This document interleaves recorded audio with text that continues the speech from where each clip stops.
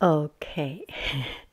Hello, dear friends. Good morning. Such a beautiful, beautiful, beautiful morning. And it was. This was a couple of days ago when we went to Seattle.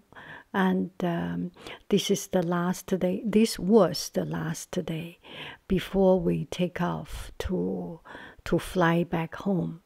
And we did camping in Mount Rainier, and my husband did a business trip, and he prepared some camping equipment, a very small tent, a sleeping bag. So we camped in Mount Rainier. It was beautiful, beautiful scenery, and in the Sunday morning we came back, about to fly back. On our way, we have a couple of extra time, and we passed through Tacoma. And I know I had one friend who lived in Tacoma, so I felt that connection there. And also, I know Chihuli, Dale Chihuli, the glass blowing artist. Was from Tacoma, so we went to visit around.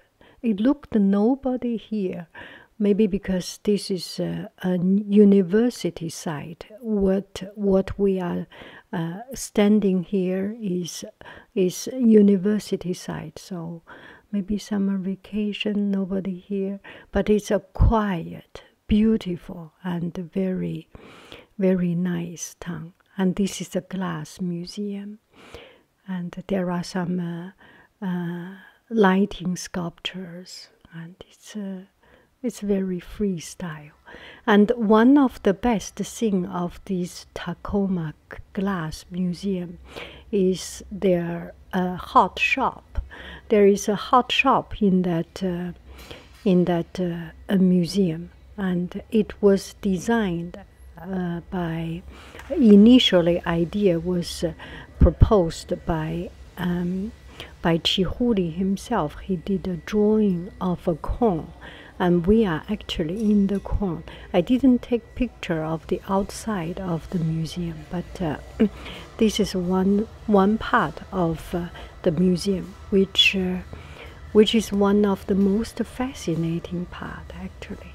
Here you can see the furnace, you can see people walking, and people working on it, and it's just fascinating to see how the glass was made, and to see it with your real eyes, and see things happening in front of your eyes.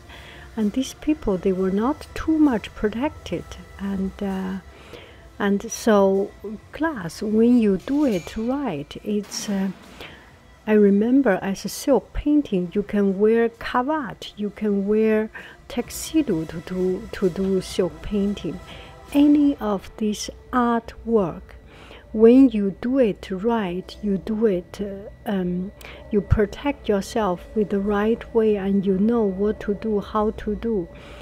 You can do all this art beautifully, elegantly, and imagine the temperature of those glass are 1000 Celsius, and if we say Fahrenheit 2000 something Fahrenheit, is very, very, very hot. Just imagine the glass need to be melted at that temperature.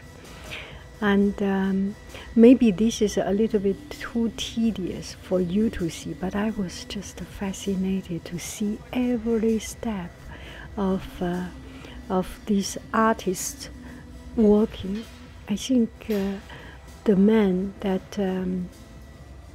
that is holding this, that is doing the main job, is one of the very important glass artists. Oh, look at it. So they are making it into a cone. I think they are recently have some new inspiration and new design, and put into use this very heavy cast iron spoon, let's say spoon. Take out the glass, and whenever they need to melt it, they put into that furnace. 1, 2, 3, 4. I think 4 furnace. 4 furnace, and in each of these furnace, it melts a lot of hot glass. It's like a pot. It's like a glass pot. Ooh, look at it. Whoa. Isn't it fascinating? And they use scissors to cut it. Okay, enough is enough. And then melt it. I don't know what kind of fire they use. There is no carbon, so it's not carbonized. No, there is no carbon, or there is least carbon, and all the carbon are melted, so burned. I need to check about the fire source.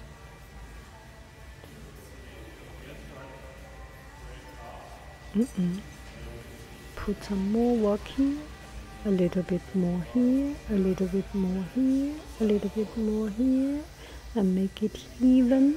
You do a good job. And also they have a videographer, video recording artist. I don't know how to.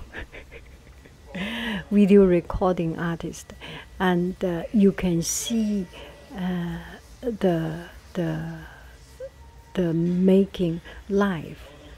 And this is one of the finished or semi-finished piece. And the glass piece, the museum buy the glass piece from a local, also in Seattle, a local glass producer. The glass producer produce little pebbles, like how big is the size?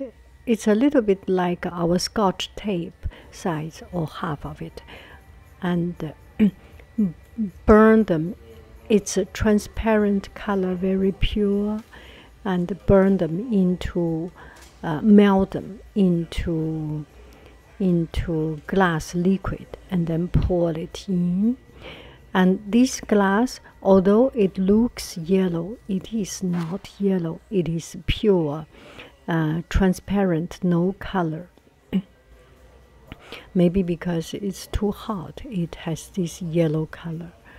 And see, they are burning it, and then it becomes a liquid. It's a liquid. It's not like a watery liquid because of the consistency, the viscosity, and it's like very much like honey, very, very much like honey feeling.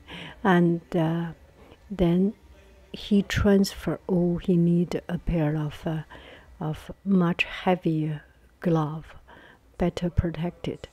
And then it's like, because metal and glass are not the same thing, so they separate. They are not the same thing. So it fell off. See? That's the mold shape. And then put it aside. You see him put it. Okay, let me have a cup of glass. And as the instructor, there was an instructor, you see at the corner, there was an instructor told me. So they melt everything, the door and the molten glass, and the consistency is very much like honey, and they take it out. They didn't use this honey dipper, they used the spoon, and they made design on the floor. And I have seen some of the Chihuli artwork, and it's very much like this is exactly the workshop they used. And it's a real production place, and they rent out this place, inviting glass artists from all over the world to make production, to try their shop. And later on you will see a lot of exhibition. Some of the artworks actually produced from this hot shop. And what did I want to say? So see, they cut it out and make just the right amount. And after some time it become cold, and put it back. And oh yes, I wanted to tell you about the temperature of this. This is 1000 degrees, and that gentleman put it on a piece of wood and put back in the cooling room. And in the cooling room it takes 24 hours for it to completely cool down. And I was asking about this, why it takes so long time to cool it down. Because glass does not need really this much of time to cool down. So he told me, if you do not cool it gradually, and if it gets cold, it will crack. And sometimes they make special effect of this cracking glass. I remember I had my little water droppers and things. There was a layer of glaze, which is actually the same thing. If you suddenly get cold air, get coldness into this glass surface, it will crack. And it does not crack completely, because it's only the surface getting cold. And from surface onto the core, onto the center of the glass, it takes time for it to cool down. So the center of the glass piece is not cracked, and only surface get cracked. So this is one of the technique some artists use to produce a different effect or different art feature of the artwork that has some cracking and make the surface more interesting. I would imagine that you can control the airflow, the cold airflow, to control the cracking pattern. If you suddenly get cold air, there will be some big crack. And if you slowly get cold air, there will be some more even and smaller crack. So see, he's putting it into the cooling room slowly.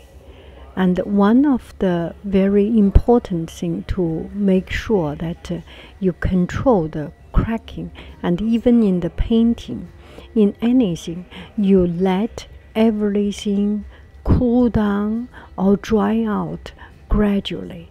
Do not make sudden temperature change, and that is one of the technique to get an even result. It is fascinating to see people working, to see people producing. So here are some of the art pieces produced, and this is actually a student work or a workshop here, and everyone can produce it. I have produced one piece.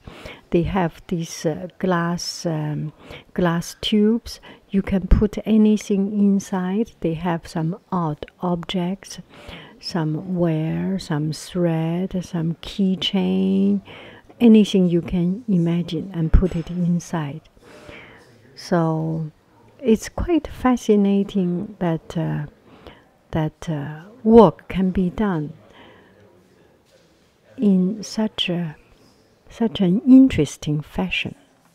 And these are some of the art pieces from local artists or from the nearby hot shop. And I am just very happy that I went to that place, especially that hot shop, to see with my own eyes that how the glass is produced. I wish you a happy PPP every day. I love you. I really do. Do. I do.